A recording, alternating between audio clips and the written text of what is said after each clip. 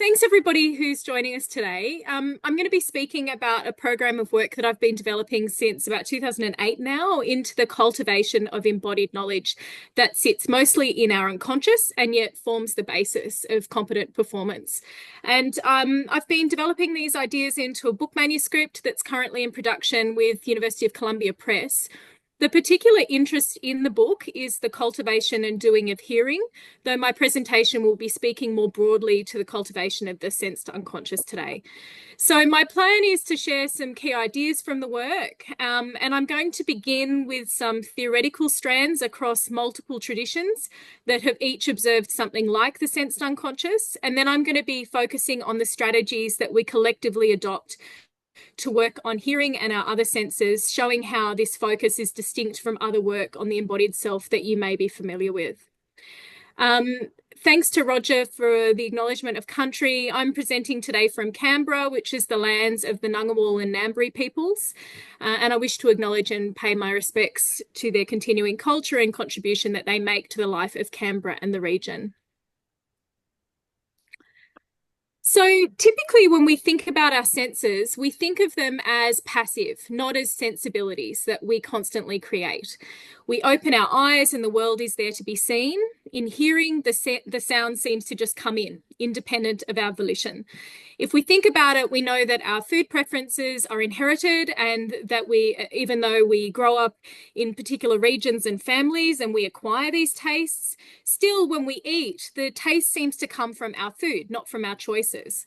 And something similar can be said for movement. As we walk about, we can attend to a conversation we're having, and we take for granted that without our attention, the ground will stabilize our steps.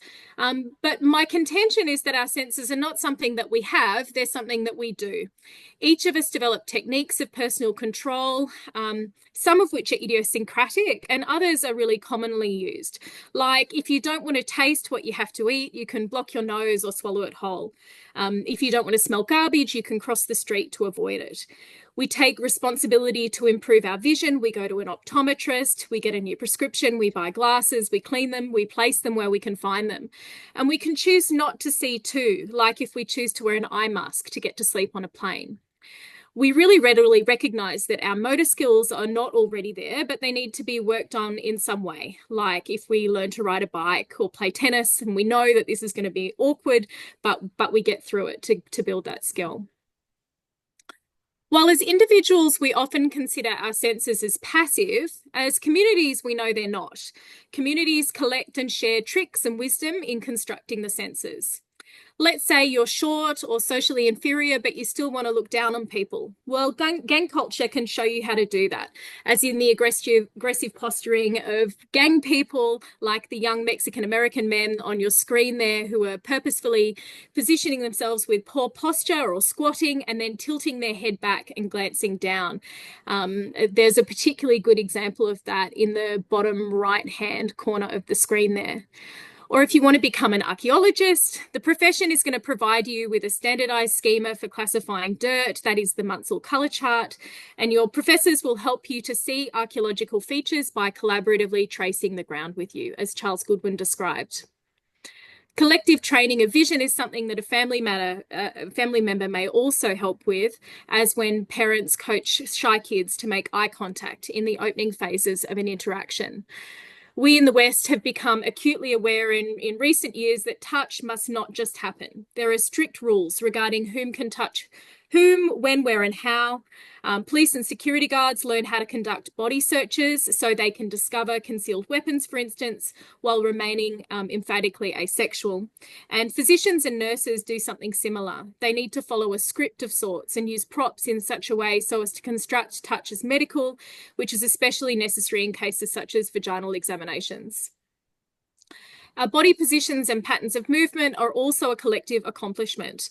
Often people learn to turn to their kinesthetic organising through instruments that teachers have arranged to shift how a learner is experiencing their bodies. Instruments can act as external feedback to how a person's body is moving, as in the case of balancing a dime on a rifle barrel when practicing shooting to gauge steadiness. We can't help but experience our senses as natural, as automatic, as just happening to us, and yet we know we can change them. And we're ingenious in the idiosyncratic ways that we can improve our senses through the tricks we pass on to people, through the communal legacy of sense-aiding devices that we unselfconsciously appropriate, and at the most formalized level through the pedagogies that we develop. As I said, hearing has been my particular interest, and it tends to strike us as especially passive. We do not open our ears as we open our eyes. We can feel that we are bombarded by sounds in our environments compared to carefully choosing what to taste. In eavesdropping, we hear without acknowledging responsibility for listening to others. We think of hearing as done to us, except in some minor ways, like turning down music to hear someone we're talking to. After such adjustments, our attention quickly turns to the object of our hearing, what we think of a song we've heard, how we respond to noise in our environments, or in spoken communication, the meaning of what was said. This orientation towards sound and its meaning rather than hearing itself is reflected in the scholarly literature if you consider the focus on cultures and meaning within music sociology, for instance. But hearing too is done, not just had. When we start to think of it, some of the active aspects of hearing are quickly obvious. We listen for those things in our surroundings, whether that's traffic, wildlife, or objects like bells that are designed to orally communicate messages and regulate social life. While not as common as glasses for seeing, many people use devices to improve their hearing and still others to reduce what is heard. Among music lovers and audiophiles, there's a notion of hearing with varying degrees of acuity, or an idea that listeners can actively use music to adjust their physical and affective states, as Tia Denora showed. As with our other senses, hearing too is a collective accomplishment. There are many examples where hearing is specialised, and so cultivating it is part of becoming a competent practitioner in a given field. Air traffic controllers, for instance, need to learn to limit their vocabulary to avoid mishearing, and emergency services dispatchers are trained to listen closely to background sounds and tones of voice to tell of the situation beyond what is said. Each of these ways of hearing is acquired in some way, which raises the enigma of how we learn the behaviour. And common explanations tend to be things like practice or experience or picking it up. But these gloss the process, and it was a dissatisfaction with these kinds of explanations that drove my research. The purpose of my work has been to open the black box of sense perception, so to speak, focusing on hearing, and to show the methods involved in its collective shaping. To open the black box here, we need to take 3 steps or 3 turns, as I'm calling them on your PowerPoint there. First, we need to recognise the existence of the sensed unconscious. And this is something that leading philosophers and social theorists have grappled with, as I'm going to detail in a moment. As we will see, their contribution has been to show that there is a sensed unconscious that we rely on in the embodiment of our conduct, but they tend to stop short of showing how we cultivate the sensed unconscious. And indeed, some have argued that we cannot deliberately transform it at all, really. So there's a need then for a second step, which is to show how actors turn to the ways that they're embodying their conduct. Again, this is an area where there's been some important work showing how people turn to their usually unconscious embodied selves to deliberately change them. And many of the examples that I've been flagging in the opening slides here are coming from this literature. I argue that the next step in this project is towards a sociology of the sensed unconscious, which identifies commonalities in these practices that people use to change their behaviour by attending to their usually backgrounded embodied selves. This is moving from studies of specific cases to a transcendent analysis that speaks to the ethnomethods that people adopt across substantive fields in turning to their sensed unconscious. And I'm going to work through each of these turns in turn. So the premise that there are aspects of our experience that remain invisible to us as we orient our attentions outward has interested many philosophers and social theorists across multiple traditions. Each philosopher and theorist has developed a unique vocabulary, but when read together, they encourage us to grasp a universally applicable idea. Much of the work that's been grappling with these aspects of experience that are in the body and yet disattended has done so through the lens of habit. We acquire our dispositions, and then once learned, they recede from our conscious attention. Some scholars have adopted the term habitus to emphasise that these habits are a matter of acquired competence, not a conditioned response. Early contributions from the American pragmatists leaned into the idea that habits are modifiable, they're subject to conscious reflection, and they're bound to the environment in which they play out. For instance, William James showed how we adjust to and integrate with our surroundings. He gave the example of walking, pointing out that we don't adopt the same habits of musculature when we're walking across a room in public as we would in our own homes. In public, we tend to be self-conscious in our gait and feel the eyes of others. Later, the French anthropologist Marcel Mauss showed how different techniques of the body are learned in different cultures and then are taken for granted as the natural way of performing familiar activities. The Americans and the French walk differently. Even our patterns of breath are done in peculiar ways. Maurice Merleau-Ponty's concern was with the relation between our minds, bodies, and the world. And in one of his discussions, he recalled being taken with a slow-motion film of Henri Matisse painting. When seeing himself on film, Matisse became aware that he was moving his hand in a way that was somehow holding what he was painting, even before his instrument hit the surface. In looking at it in slow motion, it looks as though Matisse is testing out possible courses of action in his gestures. But in real time, there isn't this capacity for reflection. The focus is on how the gesture meets the canvas, not on critical creative choices. Under the banner of tacit knowledge, Polanyi illustrated how people attend to the world from the bodily processes that they disattend. He gave the example of what happens when a person focuses on repeating a word. When people pay attention to movement of their tongue and their lips, the quality of the sound can tend to lose its meaning.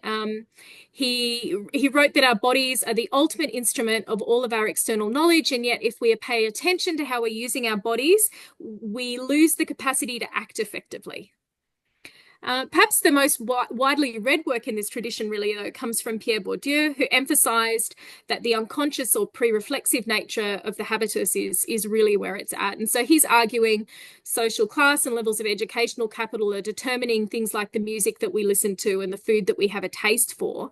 And this has become a really leading way to consider practice in the discipline, but his view is that it's beyond the grasp of consciousness and it cannot be deliberately transformed. And so one way to read Bourdieu is that if people can't consciously turn to their habitus, then neither can analysts. And this reading is supported by the paucity of writing detailing its workings. Researchers who've taken up Bourdieu repeatedly assert and provide examples to show that people they study have a distinctive habitus, but they leave unexamined how people constitute and draw on the bodily foundations of their behaviour. And I've got an example of this here, and I don't mean to throw Matt Desmond under the bus. He wrote this fabulous ethnography of wildland firefighters, and he's really interested in these questions of human knowing, distinguishing between book learning and embodied know-how. But he ultimately falls back on a gloss. He says, as country boys, we were already ready before we set foot on the fire line. And I've got a quote there on your screen from him. He said, "We knew how to observe the forest because our eyes had been searching the tips of pines and the trunks of oaks for years. Our ears knew what to listen for. Our noses knew what the forest was supposed to smell like. Our footing and balance, posture and hiking style, sense of touch and movement were attuned to the forest. And this heightened awareness, this woodsy know-how inscribed in our histories and in our very bodies allowed us to adapt quickly to the challenges of the fire." And so in reading this analysis, we're convinced that he and his fellow firefighters came to their work with an already developed and relevant competency, but we don't see how they're turning on this distinctive habitus in carrying out their work. So collectively, these theorists encourage researchers to acknowledge, as they have, that there is a sensed unconscious that's a resource in social action. The step there is in order to advance it, what we really need to be able to do is to look at how actors turn on the way they are embodying their conduct. And the key to seeing this work on the sensed unconscious is acknowledging that it's variable in character. Polanyi rightly pointed out that when we focus on the embodied experience of talking or some other kind of motor action, the experience comes to feel strange and our ability to continue effectively interacting tends to become compromised.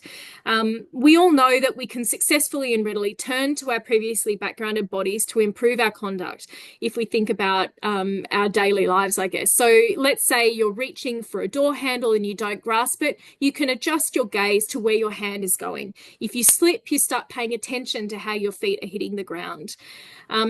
So this is the kind of stuff that we're looking for. We're looking for these moments of turning to what was backgrounded. And typically we can see these moments of turning to what was backgrounded in practice phases. An early contribution that takes us into these moments comes from David Sadnow, who was applying Merleau-Ponty's thought to the experience of playing the piano. He's learning the piano as he's working on this analysis, and what he says is that the ability to play is not so much in the hands. Merleau-Ponty uses this language of knowledge being in the hands. It's not in the hands, it's worked into the hands, he says. It's about the practice strategies that players adopt. And in looking at his own experience, he's focusing on this phase of getting a visual appreciation of the score and the notes, and then moving to grasp for chords, which also involves visual work as he kind of understands how his hands are meeting the piano. Once he plays, though, he doesn't see his hands moving as part of this conscious process of finding the notes.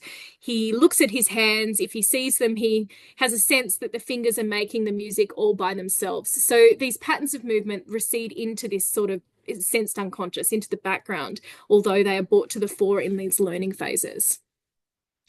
We can find observations that parallel Sadnow in the ways that teaching and solo practice is done in many areas.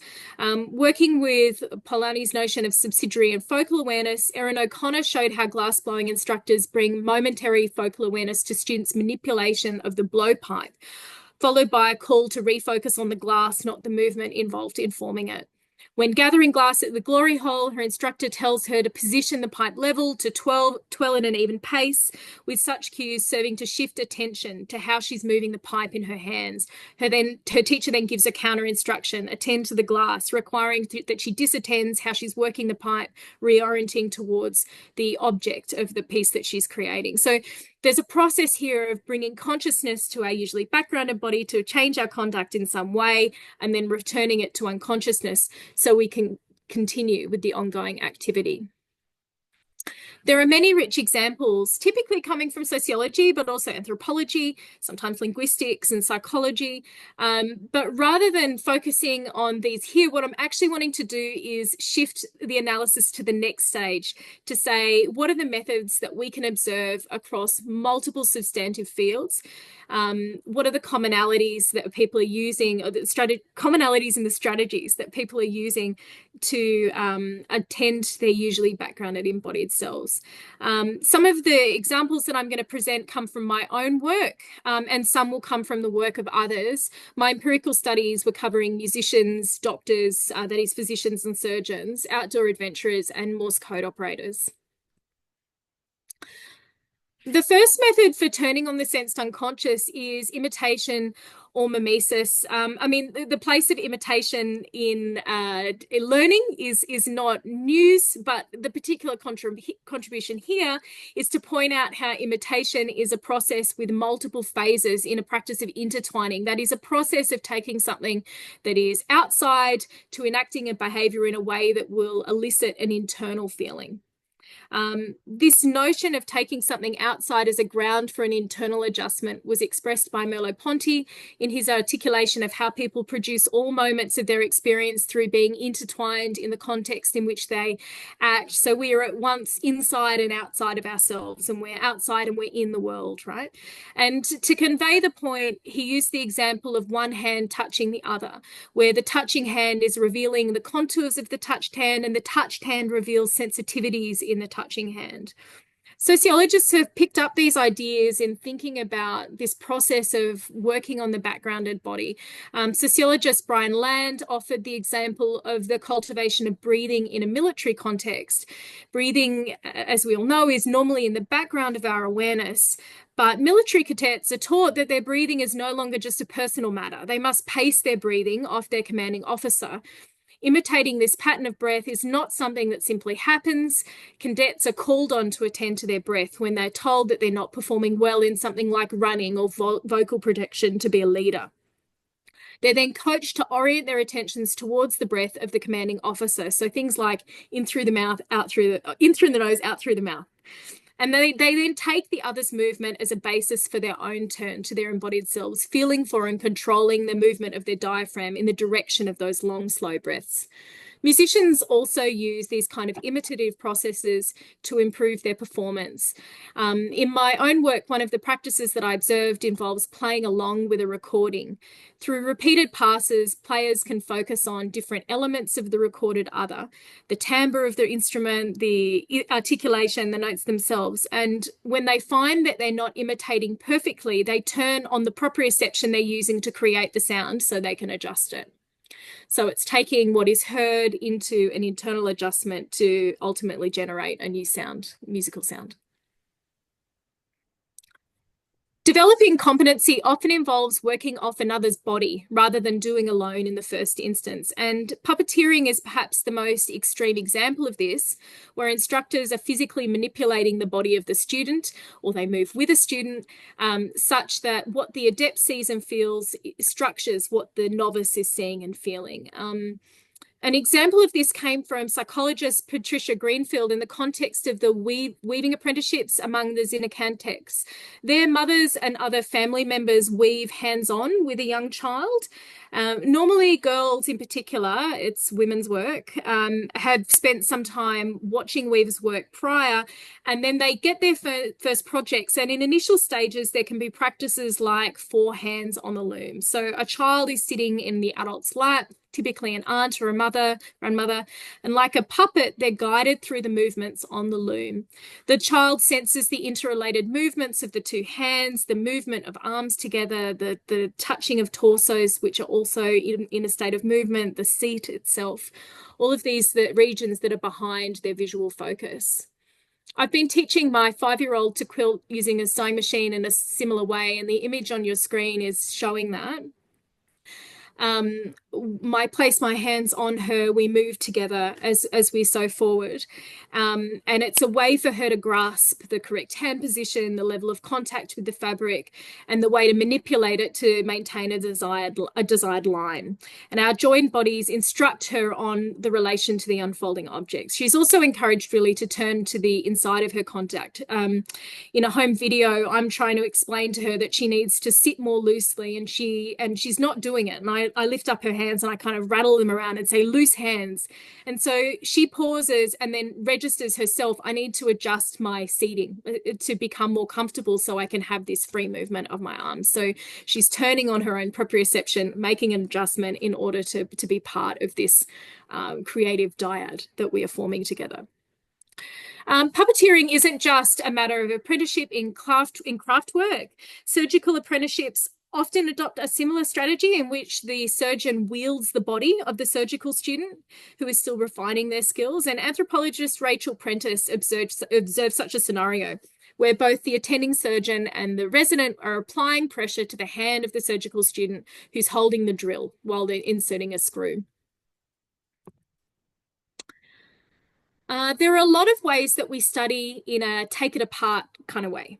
And then more subtly, there's a putting it back together phase. These phrases refer to a common way that people try to master a performance of a process by identifying and focusing on elements within it. One of the ways to take it apart is simply to concentrate on repeating a phase of a more extended sequence. And another often complementary tactic is to transform a dynamic activity into static parts. Communities often find ways to document processes that are abstracted from the doing itself. And so many music communities, for instance, use scores and charts to transform actions of playing a piece of music into something abstract. So a musical note is an artificial device whose only raison d'etre is to aid an activity of singing or playing that's essentially dynamic. On the back of these devices, teachers coach students in mini processes through demonstrations with verbal commentary. And we can see this in many places. There's an example on your screen there about learning a particular kick in capoeira. And it's important to break down movements in these kinds of contexts because we can only readily code those movements that we can see. And so effectively, we need to pause and show the different movements. Greg Downey, who's an anthropologist, wrote a book about this. And he's saying the stingray tail kick in this case is too complicated for the novice to capture in one movement. They don't know how to get their leg here and balance on this other leg, and the footwork that begins that they enter from and leave from. And so when teachers instruct students, they work on the entry and the exit as separate movements, and they need to pause in various poses throughout. And so kinetically, it's actually got very little to do with the movement itself. They're not practicing a movement, they're finding a way to grasp what the movement is. In balancing, it's actually more like a balance pose in yoga than martial arts, right? And so once they can see the different body positions, then they get integrated into a whole. In many areas, students build their skills through training exercises that are based on this principle of focusing on a phase. And while the archetypal examples of exercises all tend to focus on motility, they work on other aspects of sensation too. In my own work, I spoke to a cellist who was describing her use of scales as an exercise in developing her oral embodied sense of pitch. And as she names each pitch, she then works between the feel of the note and her hearing of the note as she's playing it, right? And these are not only opportunities to build strength and control of the hands, immediately they kind of look like hand and arm exercises. Students who tend to take them as these purely physical tasks tend to develop poorly as players. What players need to work on is getting an inner lining of the outer sound, or what it feels like to play the notes correctly. So there's that ear to hand connection. Inversely, we can work on getting a control over our sensed unconscious by attending to a part of a sense sequence through attention to the whole. And a really good example of this comes from poetry. We remember poems more so than prose because of the patterns of syllabic repetition and stress, which work on proprioception.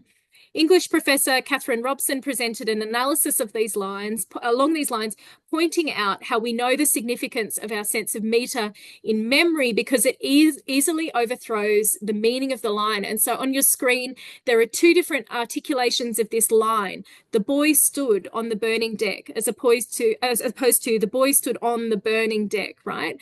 And what she's saying is that while the former is correct, and it's critical to the meaning of the poem, no one outside of a hyper-educated elite actually says it this way. She continues, half knowledge of the words as a derided remnant of another age, or as the beginning of something like a smutty limerick, dictates that a sing-song rhythm overrides the sense of the line. When you have to get through something, you gallop along with your eyes on the finishing post.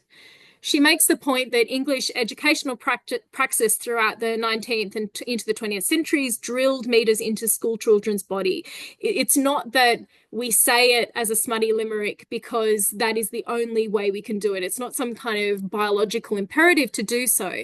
That particular meter is drilled into the body through threat of humiliation and all sorts of things. And so we are then carried along through this sense of a whole. Clinical skills educators in medicine do something similar. The traditional articulation of a heart sound is lub-dub. I imagine everybody here will have heard that language before. Pathology gets articulated in relation to this sequence. So one murmur is expressed as lub-dub-b-d-dub, rather than just a B or a D, to kind of indicate that there's this extra sound that's sitting within the sequence. And so medical students turn on how they're hearing the body of the patient by imitating the supervisor's vocalization, getting the feel of the whole sequence via the movement of their tongue and mouth. And then, like instrumentalists, what they're working on then is the inner lining of the outer sound. So the sense of the whole becomes a sequence on the back of this to hear the little sound in it that's pathological. Paradoxically, turning to the backgrounded body requires strategies that allow a person to step outside of themselves. This serves to aid us in attending to what was previously sensed, but not within our reflective reach. There are many instances in which we can't see or hear ourselves as we will be seen and heard. And so with this in mind, communities adopt various tools to support the regarding of self.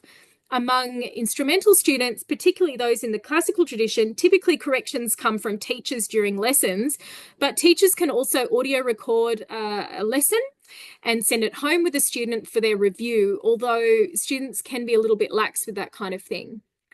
Some forms of training make use of a reflective surface, like a mirror, to show students and experienced practitioners what they look like so they can alter their movements based on what they see. And ballet dancing in a studio lined with mirrors is such a scenario. Sociologist Sybil Kleiner's account on this shows how dancers work on their movements by observing their bodies in the mirror in relation to what they see of other dancers who are more closely hitting the mark, not missing it. Dancers sometimes describe a disturbing self-consciousness that comes from these moments. And so Kleiner argues that self-consciousness is at first visual. Dancers can't tell from within where their body positions are falling short. They take their reflective image as a ground for a configuration and change inside. So she also notes how this turn to the background and body is really specific to the rehearsal, these practice phases in front of the mirror. And once a dancer goes on stage, it needs to be replaced with this embodied flow, this loss of consciousness. There's an irony to the practice of perceiving self externally as a pathway into what is a hidden internal adjustment. Turning on our background and bodies requires us to come into touch with those aspects of our experience that we don't typically attend to, and we also can't really see them. So the mirror or the recording is showing how we are appearing to others, but it's a step removed from accessing the background and body that creates the performance. So to adjust self-presentation, people need to work from the outside, that is what's reflected in the mirror or in the recording, to their own sense of proprioception, typically through the advice of teachers. And this is the last method that I wanted to speak to today, and it's about synesthesia. Our senses operate in such a way that there is an intertwining of what we typically think of as isolated sensory channels. Our senses are interlinked, they're frequently active. And so if you think about things like going for a run, when you're running, you don't stop seeing or hearing as you move, right? So it's all happening always at the same time, mostly. There are some exceptions, but that's typically how humans operate. And the synesthetic nature of experience is exploited by teachers who are supporting students to grasp one perception as grounded in another. The case that advances thinking on this most to me is that of learning singing, because we don't sound to ourselves what others hear. And in fact, what you sound like is kind of irrelevant, right? It's in the case of singers, it's the audience. You want to be singing to an audience. It has to sound good to them. And our head creates resonances, we don't sound right. So teachers focus on correcting tongue position and the shape of the mouth and throat rather than addressing hearing directly. They recognize you can't hear. And so the best that they can hope for in this moment is getting the student to disattend their sound, focusing instead on the movements, body positions involved in forming it. So this is really the inverse of using a tool like a mirror to regard self. Here, the teacher is saying, disattend your outside, focus only on those hidden inner workings. The image on your screen is pointing to the different places in the face and chest that singers may feel the sounds that they produce. And so they'd be saying, you want to be feeling resonance at the front of your face or something to that effect, right? So armed with this knowledge of the reality of synesthetic experience, teachers and seasoned practitioners then often go about giving commentary on what sensations will be co-present in significant moments. To finish today, I wanted to comment on method and what we need to do to advance this as a field of study. As I detailed, most well-known work has really concentrated on that first turn, which recognises the unconscious foundations of conduct. Many social scientists have failed to move beyond this point, taking the habitus in particular as an explanation for human knowing and behaviour, not a call for inquiry into its constitution. The second turn pushes us into how actors turn on their unconscious bodily organising. Moving from the first to the second turn is partly a problem of method. While there are things that we can learn through historical analysis, as in the examination of training manuals and student textbooks, we cannot get back in time to describe the idiosyncrasies between ways of perceiving or the process of learning beyond what's written down. Quantitative methods as adopted by Bourdieu in his work with social survey data tell us something about broad social patterns, but not what it looks and feels like to be in these bodies. Such methods also tend to gloss deviation, which is obviously another issue.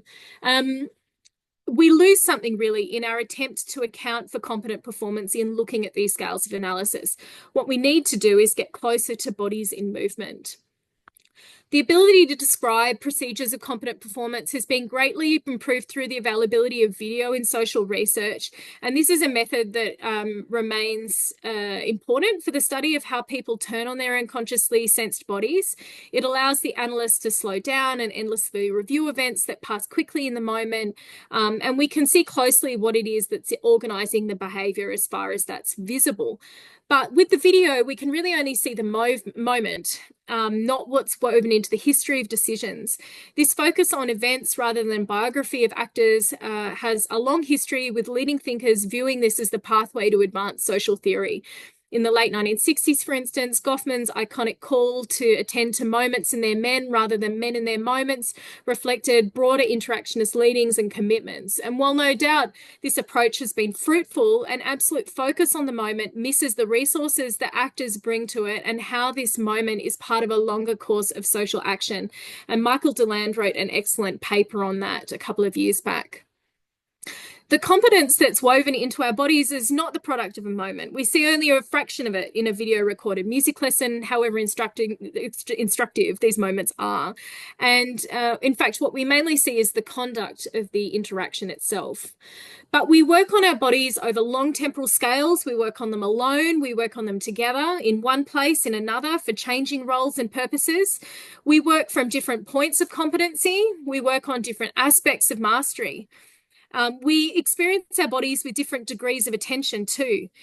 We adopt different tools as part of the process of bringing conscious awareness to our performance. And so for this reason, speaking with people involved is critical. We can't be there to video everything all the time, and we're also limited by what we can see. What we need to get is a window into the perspective of the person that's in the action. This is a way to get inside the body too, a window into what this backgrounded stuff that's really invisible. This is tricky, of course, because we're talking about matters that are not only invisible, but they're also unconscious a lot of the time. And so we need to grapple with how to force self-reflexivity around research participants to the process of working on the body. In my research practice, I found it helpful to talk through the navigation of problems, whether that's a challenging situation in competent performance or the navigation of a common problem that students might face from the perspective of a teacher. These are the moments in which people turn on their unconscious effectively because it's failed or it's been found wanting in some way, and so it rises to the surface. Such conversations typically involve some role slippage, in my experience, between interviewer and student.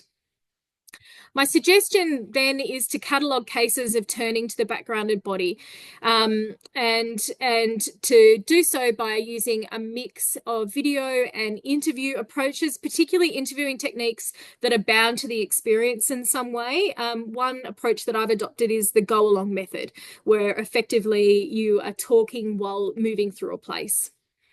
On the back of this work, the third turn, this sociology of the sensed unconscious, is an intellectual turn. It's a search for commonalities across substantive areas of behaviour and the senses in how actors turn to and draw on the body while maintaining it in the background.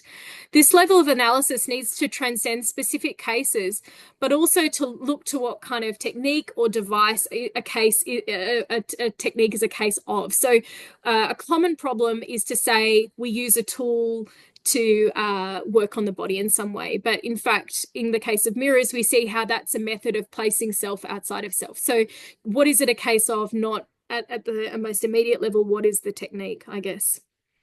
And it's the development of this third turn that really provides us a pathway to a more elaborated philosophy of social action. So that's the end game. Thank you very much.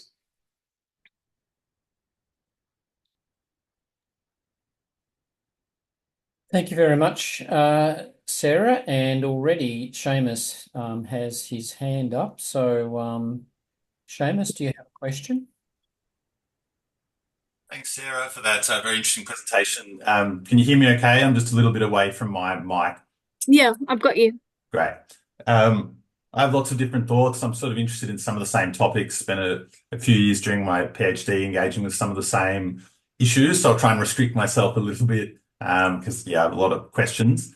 But one thing I was kind of interested in, I suppose, just in some of the existing literature and traditions you looked at, and looking at Bourdieu, I'm just interested in, I suppose, his kind of positioning within the kind of post-Kantian tradition, and the idea of the habitus as a structured and structuring structure, the famous quote, in terms of, I guess, he's sort of affecting an historicization of the Kantian schemes. And so I think that's a kind of interesting, I mean, some of the criticisms, like you identify some of the criticisms in the literature of Bourdieu. Yeah. And I think certainly the later Bourdieu, with the turn to a focus on capital and the measurement of various forms of capital through these kind of questionnaires and surveys, it's a bit of a different Bourdieu, I think, than the early Bourdieu, which was focused on practice, an outline of a theory of practice and logic of practice, which was largely derived through ethnography. And I think it is quite interesting because my understanding of Bourdieu, which I feel overcomes some of those objections, is that to me, he does provide an explanation for that kind of process, I suppose, through which the habitus is formed. So it's not just an explanation, we can understand it in process. And he describes it as embodied history. Right. My understanding is he does, through that kind of repetition of practice, embodied action, practice in the field, that is in response to, what you might call the regime of value of a field and something that's external to the individual, and it's through which their practices or actions are recognized and afforded value. And they kind of learn, which of those practices are recognized and given value. And then that's kind of internalized into a set of cognitive schemes which actually exert a structuring effect on their very sense perception. And so I think what I find interesting about that is that his use of the term unconscious is significant because it suggests in that Freudian tradition a divided subject, in that what that embodied set of dispositions towards action follow is not always in alignment with their explicit volitional thoughts or wishes. And that seemed a little bit different to some of the stuff some of your examples and case studies, where it seemed like a lot of those examples were, in a sense, they were in a kind of instrumental rational mode where they're explicitly focused on skill acquisition. So they're quite consciously, explicitly wanting to develop and acquire a skill. Right. So that even if there's an unconscious mode in the aspects of the bodily comportment, it still seems broadly in alignment with their kind of explicit goal-directed instrumental rational behavior. So I just wondered if that, if that was something of interest to you. I suppose that kind of that earlier version of Bourdieu, where there is a bit of the more philosophical Bourdieu, perhaps, and the less sociological Bourdieu, and that that focus on, in that kind of post-Kantian tradition, and that aspect of structuring perception, and then that distinction between the kind of instrumental rational action and where people's habitus steers them in a way that can be a little bit different from their explicit intentions. Yeah. You're right that when I'm thinking about the unconscious, I'm not thinking about it as necessarily at odds with I'm not thinking of it as potentially counter to another version of self or part of self. That is actually really interesting, though. I feel like that is something I need to investigate further. I don't know that I've got a sensible thought about it, but I haven't thought about that. Is it in alignment? Is it not in alignment point? And so I'd like to investigate it. Yeah. Thanks, Sarah, and thanks for the question, Seamus. Eduardo has a question or a comment. Thanks, Eduardo. Hi, Sarah. Lovely paper, and I can see that you've got an argument that's been thought out very well over time, so I can't wait to see the book. I've got two questions. The first one relates to when you were kind of outlining this notion of the sensed unconscious. You said, or you posed the question, can we change it? And I guess for me, the immediate question that struck to mind is, do we want to change it? And is there something like, the right to one's sensory or sensed unconscious? And kind of related to that, at the moment, I'm reading someone called Kurt Wolff, and he wrote a book called Surrender and Catch, which is very interesting. Michael Walsh, whose name I see there, tells me that I'm a person who needs a new toy to play with. Well, this is my new toy at the moment, the writings of Kurt Wolff. And one of the things I was really struck by the other day reading a chapter of his called Sociology and Meaning was that he said sociology really needs to balance the world opening aspects of thought with the critical aspects of its enterprise. And I thought, wow, because in a sense, I guess it raises all kinds of issues, irrespective of whether you think sociology should contribute to social justice or whether you think sociology should contribute to good public policy. There is this issue that if it fails to deal with the world opening aspects of understanding ourselves, which I think, the sense unconscious would be a very important component. Can it do social justice or can it do good public policy well if it hasn't understood some of the stuff that you're talking about in your paper? Can you give me an example? What exactly would you be thinking about there? With the second question or the first one? The second one. The first one, I'm all over. Give me an example of how the sense unconscious may be important to consider in a public policy sense. All right. So I'm very interested, for example, in places and cities and spaces. Right. Yeah. Okay. Now, one of the major problems with policy formulations and strategies is that it often falls back to what you might call a cookie cutter response, where, what worked in another country or even what worked 10 kilometers away then gets hashed out in a new kind of urban context. Right. And quite often what is missing, I think at least, is, in the embodied backgrounds, the materialities that won't always be different, but, even when you go, a few kilometers down the road, it can be a different suburb, it can be a different part of the city, and therefore, what worked over there might not necessarily work there. But, but social justice as well. I mean, can you have a social justice which is not predicated on the fact that, for example, we might have different sensory needs? Yeah. My interest in all of this work has really been effectively about pedagogies, right? So you asked the question, do we want to change it? And I can see how there might be discomfort with the idea of changing the backgrounded body, the sensed unconscious. But in all of the contexts that I'm talking about, that's the whole game, right? You're building knowledge that you're going to rely on. And so you need to change your baseline. You're working on this thing that you can ultimately disattend.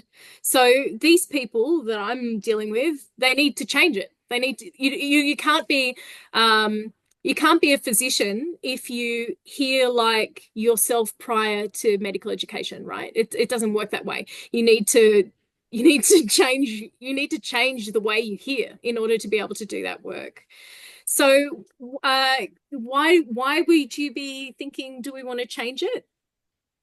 What is it about that irks you? Well, two things.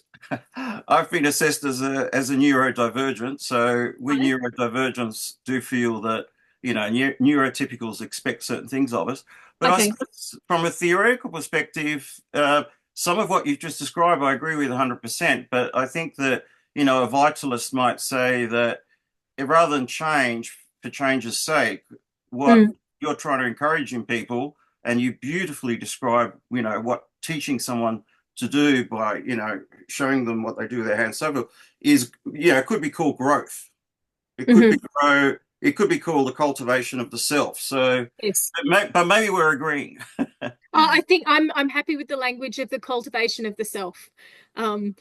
maybe the language of change isn't helpful. So the other thing that you were talking about is the consideration of the sensed unconscious in a kind of public policy sense. What it made me start thinking about, so I've been doing an ethnographic project about palliative care, and as part of that, I trained as a palliative care volunteer and was doing some volunteering shifts in a hospice. And what I see often is poor acknowledgement of certain aspects of practice and being in places. In this case, you're going in to perform a certain kind of role. So again, this is a scenario where you might want to cultivate a particular way of being as opposed to be some kind of other version of self.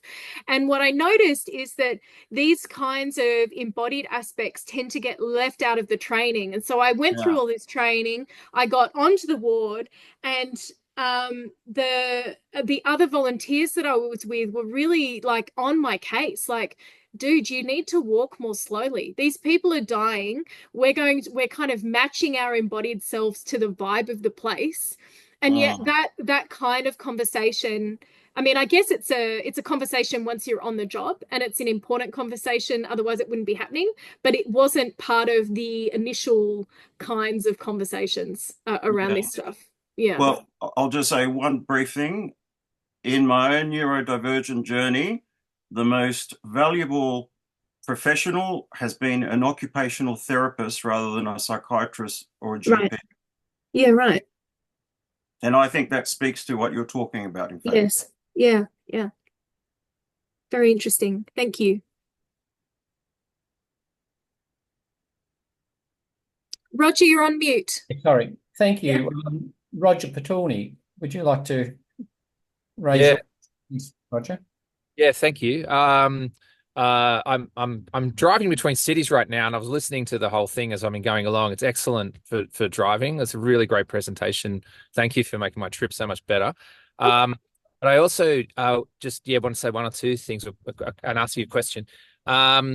I love that you bring in William James in. I always remember a fantastic quote from James about habit being the great flywheel of society. And it's he's trying to get at the sense that habit is not just within the individual, but habit is socially constructed and realized, of course. And I like that you're tapping into all of those guys and Bourdieu.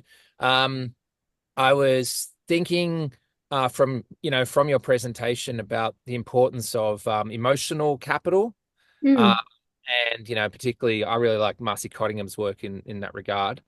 But how important it is because you're talking like the example you just made about in an area where you need to slow down your body movement and match the people around you. Yeah, you have to read the room for that to be able to happen. Yeah, To be able to happen, which implies that it's not just about how you use your body; it's also how you read other people's bodies. Yes, and match going, and then socially interpret that in the social context. That leads to my question, which is I'm absolutely fascinated by the thought of your work applied to socializing and social interactions between people. Yes, yeah. But people learning to unconsciously comport themselves or carry themselves explicitly for the purpose of social interaction. So, I mean, this can take us into the good old Norbert Elias space of the civilizing and people, having to learn the right form of bodily comport, to socially interact and to climb their way up the social ladder, demonstrating their higher status through the way that they carry their bodies. Yeah. So I guess I just want to know, you said that you're interested in the pedagogy of things, the learning of skills. What about the social skills? Yeah. It's timely. I mean, I've spent most of this week working on a paper again about this palliative care work. I've got this fabulous data about slow down, Sarah. And also there are these much more sort of immediately intersubjective pieces of data where I'm trying to figure out how to work my body to serve another person's needs. So there's this one data point where a guy's asked me to scratch his head, and I don't know how hard is hard enough, right? And so we're doing this dance of trying to figure out the coordination of our bodies in that moment. And there's another data point where I'm feeding someone. And so how do I move my body so they don't get food on their shirt, right?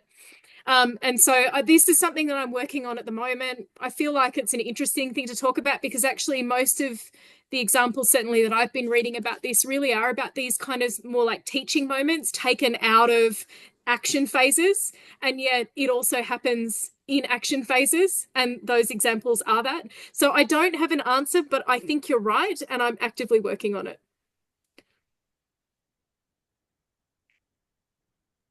Cheers. Thanks, Roger. And on that note, I think we might call this presentation to an end. There are no more questions. So on behalf of TASA, I'd like to thank Sarah once again for presenting today, a very thoughtful presentation. And I wish you all a good afternoon. And this webinar will be available on TASA's YouTube channel